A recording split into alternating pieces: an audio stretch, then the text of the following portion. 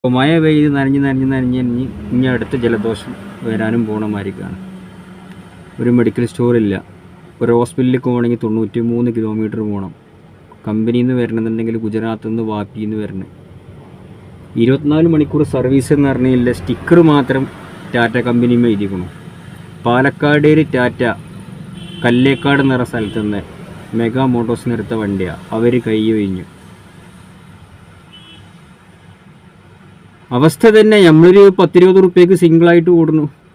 അതിപ്പോൾ 20 റുപ്യയിൽ 5 ദിവസം കടന്നതിൽ ഒരു ഹോട്ടലിൽ കയറുന്നുണ്ടെങ്കിൽ പൈസ 300-400 ഡെയിലി ചിലവാണ്. 40 ലക്ഷം റുപ്യക്കാരൻ കടക്കാരനാണ് ഞാൻ. ഇതേമാതിരിക്ക് എക്കോമെറ്റ് ലെയ്ലൻഡ് ഒരു വണ്ടി എടുത്തിട്ടുണ്ടായിരുന്നു. പക്ഷേ അതൊക്കെ എന്ന് പറഞ്ഞു കഴിഞ്ഞാൽ 24 മണിക്കൂർ രാത്രി 2 മണിക്ക് വന്നിട്ട് റെഡി ആയിട്ട് നോക്കണം. പക്ഷേ ടാറ്റ ഒരിക്കലും മക്കൾ നമ്പരുത്.